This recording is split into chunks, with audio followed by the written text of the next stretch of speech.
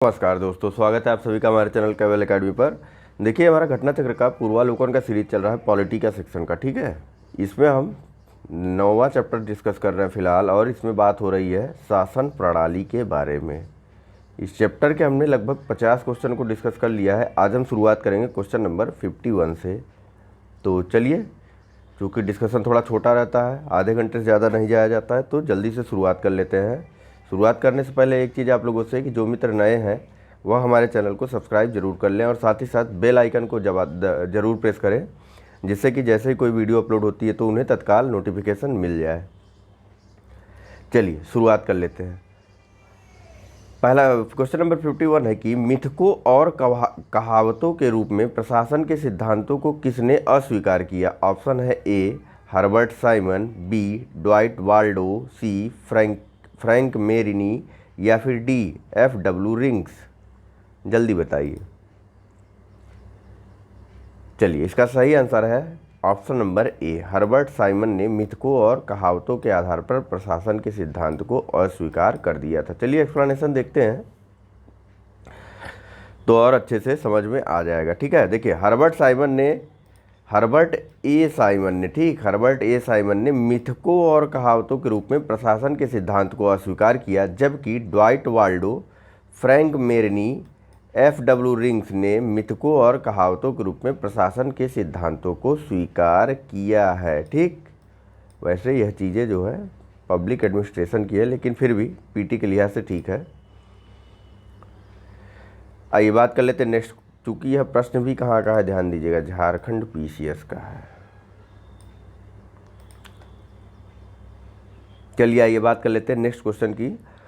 तो यहाँ पूछा जा रहा है कि विधि और स्वाधीनता के बीच सबसे उपयुक्त संबंध को निम्नलिखित में से कौन प्रतिबिंबित करता है। ऑप्शन है ए यदि विधियाँ अधिक होती हैं तो स्वाधीनता कम होती है। ऑप्शन बी यदि विधि नहीं तो स्वाधीनता भी नहीं। और ये ऑप्शन सी कि यदि स्वाधीनता है तो विधि निर्माण जनता को करना होगा। और ऑप्शन डी यदि विधि परिवर्तन बार बार होता है तो वह स्वाधीनता के लिए खतरा है। बताइए कौन सा ऑप्शन सही है। विधि और स्वाधीनता के बीच कौन सबसे अच्छा संबंध बता रहा है। चलिए, इसका सही आंसर है ऑप्शन नंबर बी यदि विधि नहीं तो स्वाधीनता भी नहीं ही होगी। क्यों ऐसी बात कही जा रही, तो एक्सप्लेनेशन में देखते हैं। देखिए, यदि विधि नहीं है तो स्वाधीनता भी नहीं है, यह कथन विधि तथा स्वाधीनता के मध्य सबसे उपयुक्त संबंध को दर्शाता है।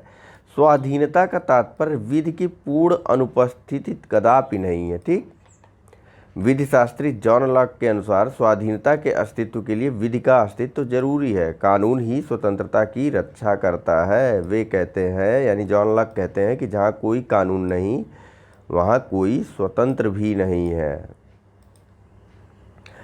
आइए नेक्स्ट क्वेश्चन की बात करते हैं। तो यहाँ पूछा जा रहा है कि निम्नांकित में से कौन विकास प्रशासन की अवधारणा से संबंधित है। ऑप्शन है A F.W. Riggs, option B Frank Marini, option C Elton Mayo, या फिर ऑप्शन डी गेबलर ऑसबोर्न।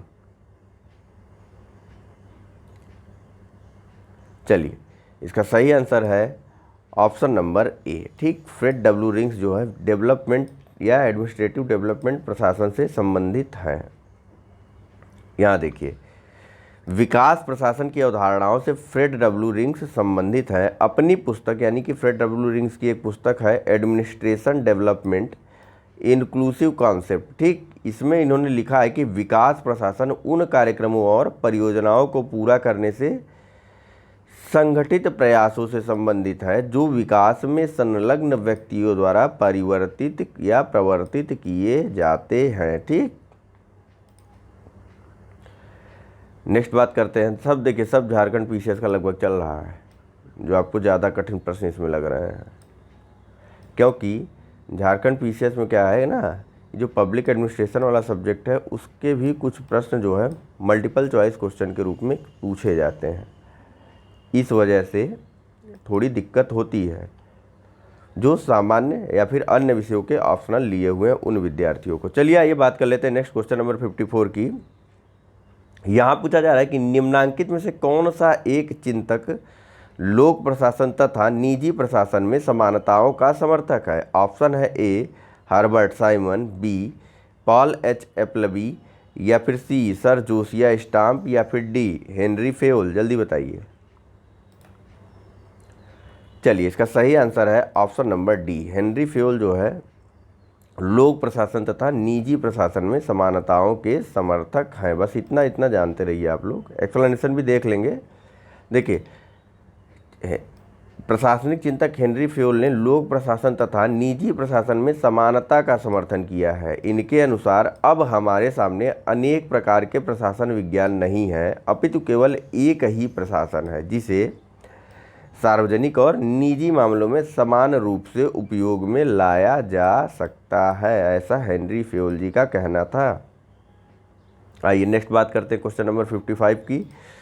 तो यहाँ पूछा जा रहा है कि यदि हमारी सभ्यता विफल होती है तो वह मुख्यतः प्रशासन के ध्वस्त होने के कारण होगा। ऑप्शन है, यह कथन किसका दिया गया, यह पूछा जा रहा है। ऑप्शन है option A L B White द्वारा, ऑप्शन बी अलेक्जेंडर पोप द्वारा, ऑप्शन सी बी डानहम द्वारा, या फिर ऑप्शन डी एडमंड बर्क द्वारा?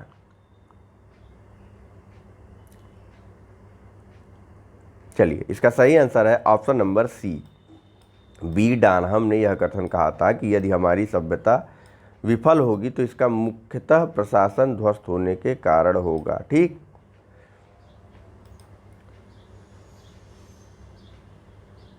यह देखिए, इनकी एक पुस्तक थी the theory and practice of administration. इन सब किताबों को थोड़ा सा आप लोग एक एक बार देखते चलिए, याद न रहे आवश्यक नहीं, लेकिन कभी भी अगर आ जाता है प्रश्नों में तो आपको देख करके याद आ जाएगा।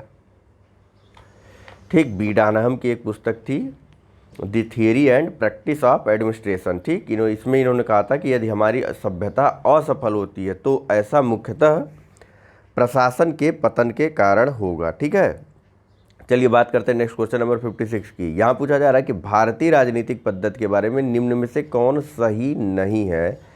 ऑप्शन है ए धर्मनिरपेक्ष राज्य, बी संसदीय पद्धति की सरकार, सी संघीय नीति, या फिर डी राष्ट्रपतीय पद्धति की सरकार? चलिए, इसका सही आंसर है ऑप्शन नंबर डी, राष्ट्रपति पद्धति की सरकार जो है भारतीय राजनीतिक पद्धति के बारे में सही नहीं है।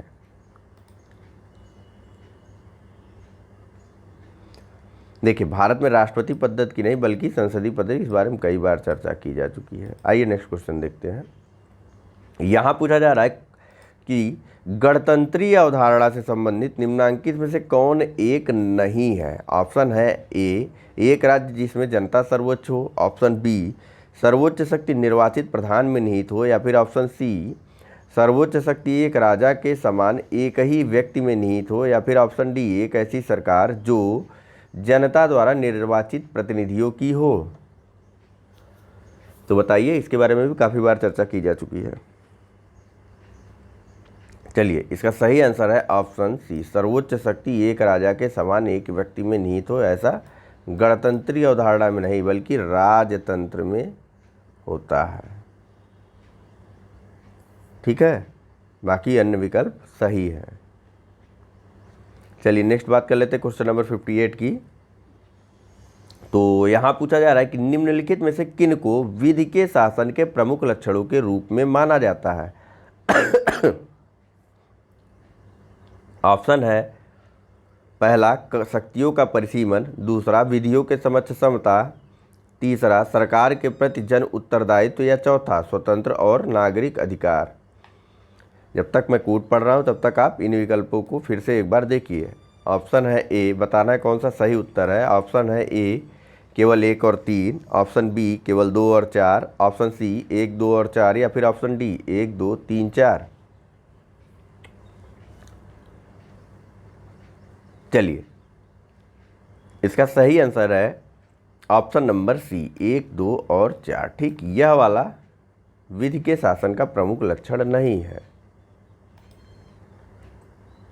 ठीक है, राजतंत्र में भी विधि का शासन हो सकता है और वहाँ की सरकार या राजा जो है जनता के प्रति जवाबदेह नहीं होता है। देखिए, प्रोफेसर डायसी ने जो है 1885 में अपनी पुस्तक द लॉ ऑफ कॉन्स्टिट्यूशन, ठीक, द लॉ ऑफ कॉन्स्टिट्यूशन किसकी पुस्तक थी? ये थी प्रोफेसर डायसी की, बहुत फेमस बुक है, याद कर लीजिए। इसमें विधि के शासन के 3 लक्षण इन्होंने बताए थे। किसने? प्रोफेसर डायसी ने। पहला, विधि की सर्वोपरिता, यानी कि इसका अर्थ होता है कि विधि सर्वोच्च तथा राज्य की या व्यक्ति की स्वेच्छाचारिता का अभाव होगा, अर्थात किसी भी व्यक्ति को केवल विधि के उल्लंघन हेतु दंडित किया जा सकता है, अन्य किसी हेतु नहीं। ठीक है। नेक्स्ट इन्होंने बताया था विधि के समक्ष समता। इसमें बताया था कि विधि के लिए सभी समान है और कोई भी विधि के ऊपर नहीं है। फिर नेक्स्ट जो है तीसरी जो संकल्पना थी विधि के शासन की, वह थी विधि की भावना की प्रबलता, यानी कि इसका तात्पर्य क्या है कि संविधान के सामान्य सिद्धांत व्यक्तियों के अधिकार स्वतंत्रताओं का निर्धारण करने वाले न्यायिक विनिश्चयों का परिणाम है। ठीक, जो संविधान के सामान्य सिद्धांत है वह स्वतंत्रताओं का निर्धारण करने वाले न्यायिक विनिश्चयों का परिणाम है। ठीक, सरकार के प्रति जनदायित्व विधि के शासन का लक्षण नहीं है। जैसे इस लास्ट लाइन को पढ़ने की जरूरत नहीं थी। नेक्स्ट बात कर लेते हैं। यहाँ पूछा जा रहा है कि निम्नलिखित कथनों पर विचार कीजिए। संवैधानिक सरकार वह है, पहला कथन है कि जो राज्य की सत्ता के हित में व्यक्ति की स्वतंत्रता पर प्रभावकारी प्रतिबंध लगाती है, और कथन 2 है कि जो व्यक्ति की स्वतंत्रता के हित में राज्य की सत्ता पर प्रभावकारी प्रतिबंध लगाती है। ऑप्शन बताना है इनमें से कौन सा सही है। केवल 1, केवल 2, 1 और 2 दोनों, या फिर डी न तो 1 न ही 2। देखिए, जब कथन कारण वाली बात हो ना, तब आप क्या किया करिए, पहले ऊपर वाले प्रश्नों को आप धीरे धीरे पढ़ते रहा करिए। चलिए, इसका सही आंसर है ऑप्शन नंबर बी, केवल 2। ठीक, यानी कि संवैधानिक सरकार कौन सी है? संवैधानिक सरकार वह है जो व्यक्ति की स्वतंत्रता के हित में राज्य की सत्ता पर प्रभावकारी प्रतिबंध लगाती है, वहाँ पर संवैधानिक सरकार होगी। देखिए, संवैधानिक सरकार में सरकार की शक्ति का स्रोत संविधान होता है। संवैधानिक सरकार व्यक्ति की स्वतंत्रता के हित में राज्य की सत्ता पर प्रभावकारी प्रतिबंध लगाती है। ठीक, वस्तुतः राज्य की निरंकुश सत्ता को व्यक्तिगत स्वतंत्रता के हित में सुरक्षित रखने के उद्देश्य से ही ब्रिटेन और अमेरिका में संविधानवाद का उदय हुआ। ठीक है, आइए नेक्स्ट बात कर लेते हैं क्वेश्चन नंबर 60 की। तब यहाँ पूछा जा रहा है कि राज्य व्यवस्था के संदर्भ में निम्नलिखित में से किस एक को आप स्वतंत्रता की सर्वाधिक उपयुक्त व्याख्या के रूप में स्वीकार करेंगे। ऑप्शन है ए, राजनीतिक शासकों की तानाशाही के विरुद्ध संरक्षण। ऑप्शन बी, नियंत्रण का अभाव। ऑप्शन सी है कि इच्छानुसार कुछ भी करने का अवसर, या फिर ऑप्शन डी, स्वयं को पूर्णतः विकसित करने का अवसर।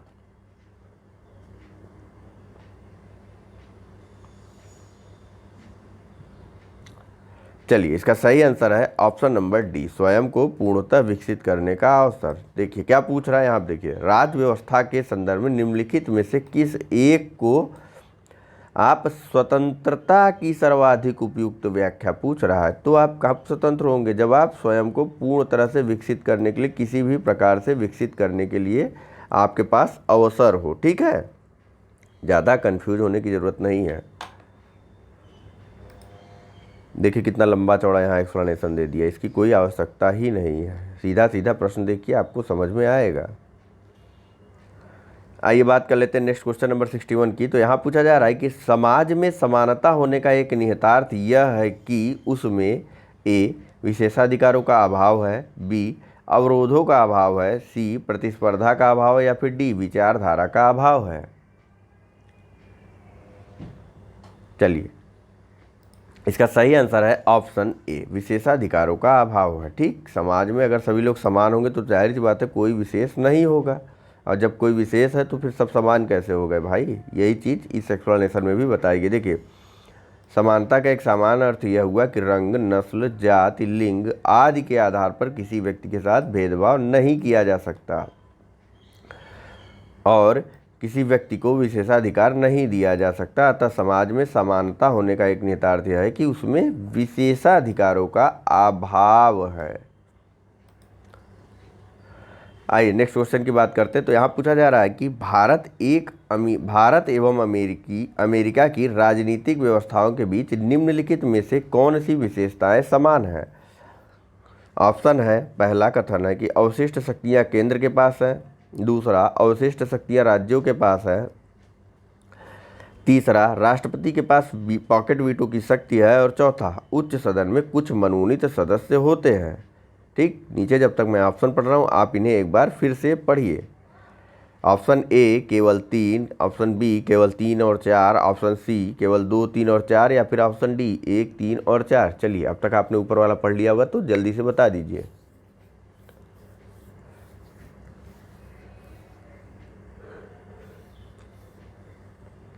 चलिए, इसमें सही आंसर है ऑप्शन नंबर ए, यानी कि राष्ट्रपति के पास पॉकेट वीटो की शक्ति है।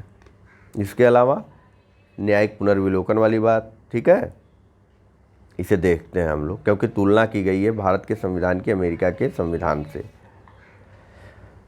देखिए, किसी विधेयक पर कोई भी कार्यवाही सकारात्मक या नकारात्मक या कार्यवाही न करने की राष्ट्रपति की शक्ति पॉकेट वीटो के रूप में जानी जाती है। यहाँ से हमें पॉकेट वीटो की डिफिनीशन मिलती है। आगे देखिए, भारतीय राष्ट्रपति तथा अमेरिकी राष्ट्रपति दोनों ही पॉकेट वीटो की शक्ति रखते हैं।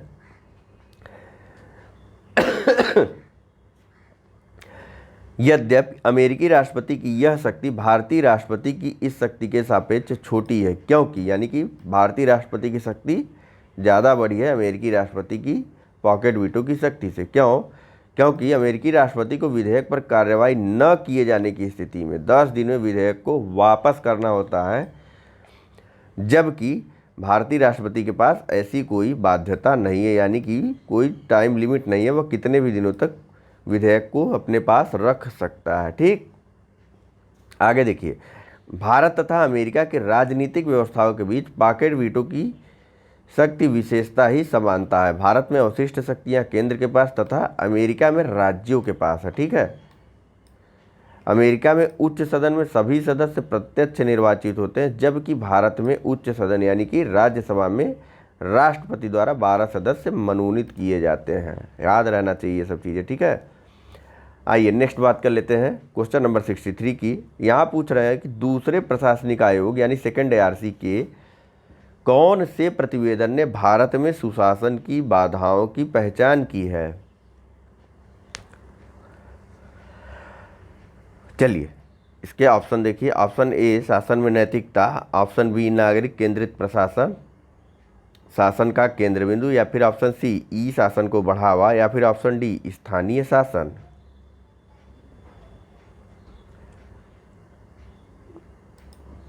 चलिए, इसका सही आंसर है ऑप्शन नंबर बी नागरिक केंद्रित प्रशासन, जिसे क्या बोलते हैं, सिटीजन सेंट्रिक एडमिनिस्ट्रेशन। ठीक है, देखिए यहाँ पे एक्सप्लेनेशन दिया हुआ है कि द्वितीय प्रशासनिक सुधार आयोग के प्रतिवेदन संख्या 12 नागरिक केंद्रित प्रशासन, शासन का केंद्र बिंदु, citizen centric administration that is the heart of governance में भारत में सुशासन की बाध्यताओं की पहचान की गई तथा सुशासन के लिए आवश्यक पूर्व शर्तों का उल्लेख भी किया गया है।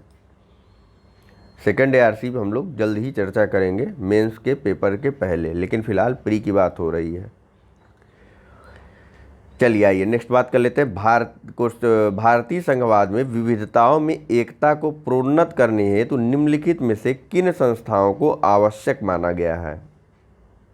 ऑप्शन है ए अंतर्राज्यीय परिषद एवं राष्ट्रीय विकास परिषद, ऑप्शन बी वित्त आयोग एवं क्षेत्रीय परिषद, ऑप्शन डी एकल व्यवस्था एवं अखिल भारतीय सेवाएं, या फिर ऑप्शन डी उपरोक्त सभी।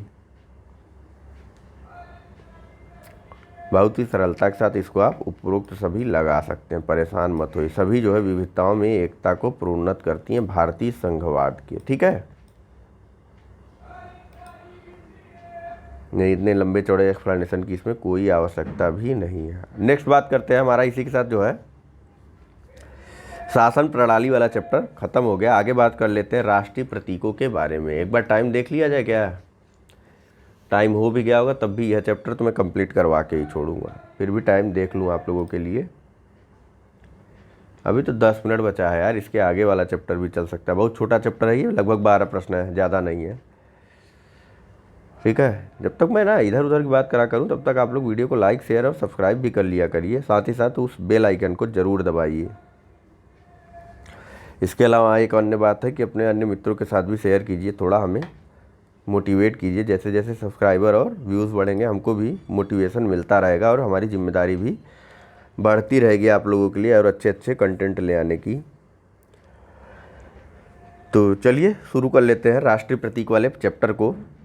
बात करते हैं पहले क्वेश्चन की। तो इसमें पूछा जा रहा है कि किस वर्ष में जनगण मन को भारत में राष्ट्रगान के रूप में अपनाया गया। ऑप्शन है ए 1948 में, बी 1949 में, सी 1950 में या फिर डी 1951 में। चलिए इसका सही आंसर है ऑप्शन नंबर सी 1950 में। ठीक,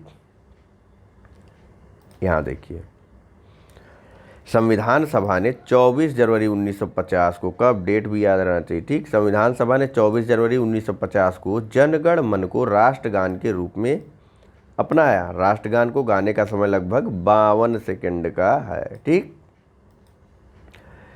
नेक्स्ट बात कर लेते हैं क्वेश्चन नंबर 2 की। तो यहाँ पूछा जा रहा है कि संपूर्ण राष्ट्रगान का वादन गायन काल कितने सेकंड का है। ए 50 सेकंड, बी 45 सेकंड, सी 52 सेकंड या डी 55 सेकंड। चलिए अभी अभी ऊपर बात हुई है इस बारे में, 52 सेकंड है, इसके अंदर अंदर राष्ट्रगान को गा लेना चाहिए। नेक्स्ट बात करते हैं क्वेश्चन नंबर 3 की। तो यहाँ पूछा जा रहा है कि भारत शासन द्वारा राजकीय चिन्ह स्टेट एम्बल कब से अंगीकृत किया गया था। ऑप्शन है ए 15 अगस्त 1948, ऑप्शन बी 2 अक्टूबर 1947, ऑप्शन सी 26 जनवरी 1948 या फिर ऑप्शन डी 26 जनवरी 1950। चलिए इसका सही आंसर है ऑप्शन नंबर डी 26 जनवरी 1950 को राजकीय चिन्हों को अंगीकृत किया गया था। देखिए भारत शासन द्वारा राजकीय चिन्ह को 26 जनवरी 1950 को अंगीकृत किया गया था। यह सारनाथ वाराणसी स्थित अशोक के सिंह स्तंभ की शीर्ष की अनुकृति है। इसके बारे में आपको डिटेल से मिलेगा जो आर्ट एंड कल्चर वाला हमारा PT 365 का सेक्शन है वहाँ पे। आइए बात करते हैं नेक्स्ट क्वेश्चन नंबर 4 की। तो यहाँ पूछा जा रहा है कि भारत की संविधान सभा ने राष्ट्रीय ध्वज को सर्वप्रथम कब स्वीकार किया। ऑप्शन है ए 22 जुलाई 1947, ऑप्शन बी 23 जुलाई 1947, ऑप्शन सी 25 जुलाई 1947 या फिर ऑप्शन डी 15 अगस्त 1947। जल्दी कीजिए, तब तक मैं पानी पी लेता हूँ। चलिए इसका सही आंसर है ऑप्शन नंबर ए। ठीक, भारतीय संविधान सभा ने राष्ट्रीय ध्वज को सर्वप्रथम 22 जुलाई 1947 को स्वीकार किया था। ठीक, आइए बात कर लेते हैं इसके एक्सप्लेनेशन की। अच्छे से इसकी सारी डेट याद रहनी चाहिए। देखिए भारत की संविधान सभा ने अपने चौथे अधिवेशन 14 जुलाई 1947 से, जो कि चौथा अधिवेशन कब से कब तक चला था, 14 जुलाई 1947 से 31 जुलाई 1947 तक। इसी अवधि में 22 जुलाई 1947 को भारत का राष्ट्रीय ध्वज स्वीकार किया। ठीक, राष्ट्रीय ध्वज के बीच में जो बीच का चक्र होता है इसमें 24 तीलियां होती है। ठीक और इसकी लंबाई चौड़ाई 3:2 होती है। ठीक, चौड़ाई और लंबाई या लंबाई चौड़ाई आप जैसे बोले, चौड़ाई और लंबाई बोलेंगे तो 2:3 हो जाएगा, लंबाई इंटू चौड़ाई बोलेंगे तो 3:2 हो जाएगा। ठीक है, 3:2 के अनुपात में इसका L/B रहता है। आइए नेक्स्ट बात कर लेते हैं क्वेश्चन नंबर 5 की। तो यहाँ पूछा जा रहा है कि निम्नलिखित कथनों पर विचार कीजिए। पहला कथन है कि भारत की संविधान सभा ने राष्ट्रीय ध्वज का प्रारूप 22 जुलाई 1947 को अपनाया था। ऑप्शन कथन 2 है कि राष्ट्रीय ध्वज के बीच चक्र में 21 तीलियां हैं। और कथन 3 है कि राष्ट्रीय ध्वज की चौड़ाई लंबाई का अनुपात 3:4 का है।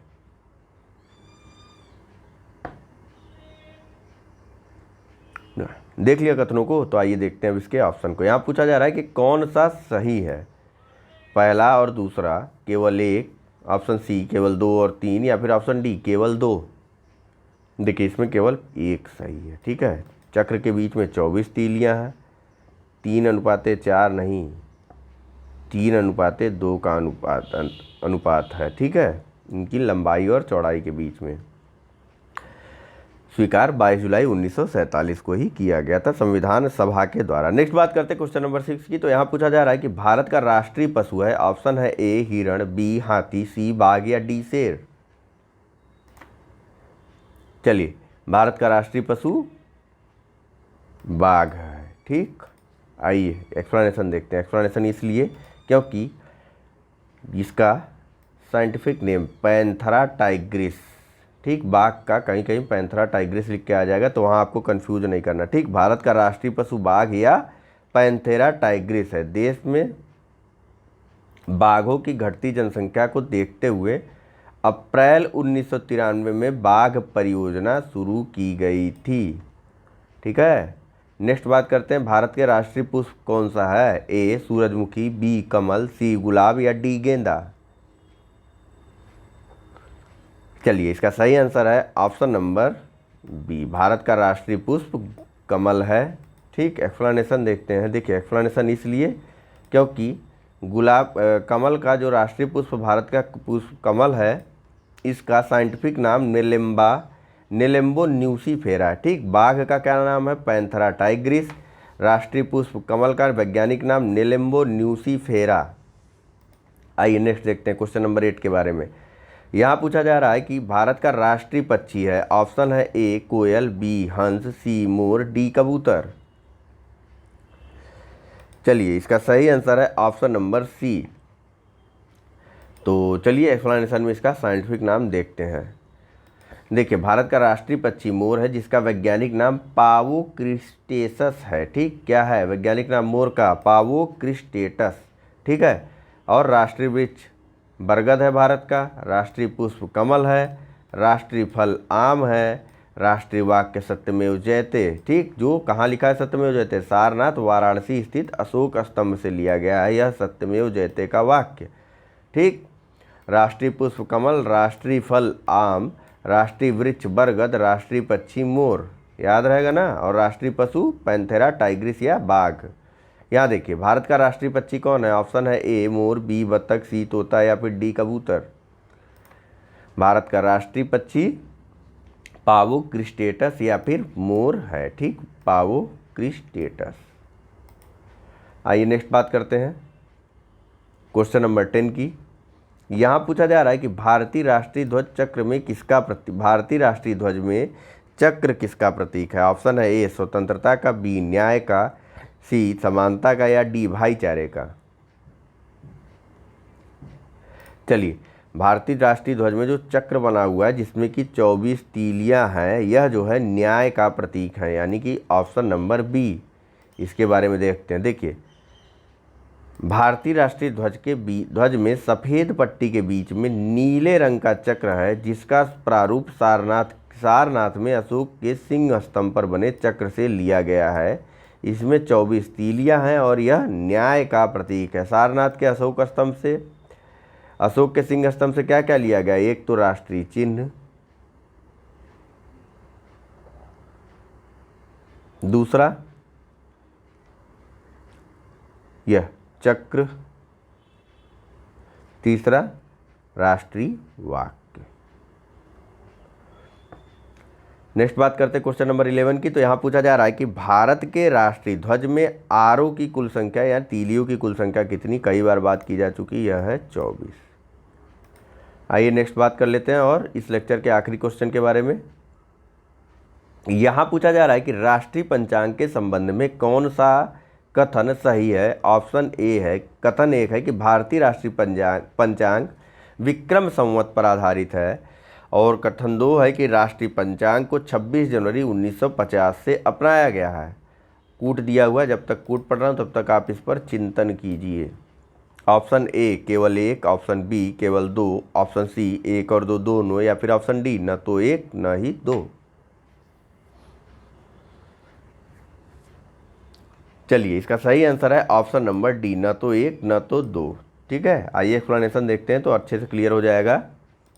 देखिए ग्रेगोरियन कैलेंडर, ये जो अंग्रेजी वाला कैलेंडर जो अक्टूबर महीने वाला है, अक्टूबर नवंबर दिसंबर जनवरी फरवरी वाला, इसे ग्रेगोरियन कैलेंडर बोलते हैं। ठीक है, इसके साथ साथ ही देश भर के लिए शक संवत पर आधारित राष्ट्रीय पंचांग जिसका पहला महीना चैत्र है यह प्रचलित है, विक्रम संवत नहीं, शक संवत। ठीक है, अब देखिए, और सामान्य वर्ष 365 दिन का इसमें होता है शक संवत में। ठीक है, 22 मार्च 1957 को इसे अपनाया गया था और चैत्र का पहला दिन सामान्यतः 22 मार्च को और अधिवर्ष में 21 मार्च को पड़ता है। ठीक है, ऐसा एक बार प्रश्न भी आया था,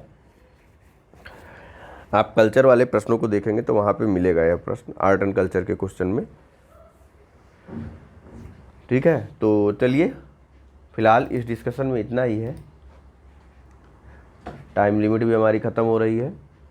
इसके बाद हम बात करेंगे अगले चैप्टर की, जो कि है राज्य एवं संघ राज्य क्षेत्र। अब थोड़ा हम और जल्दी भागने की कोशिश करेंगे। ठीक है, चलिए बहुत बहुत धन्यवाद आप सबका, thank you very much for discussion.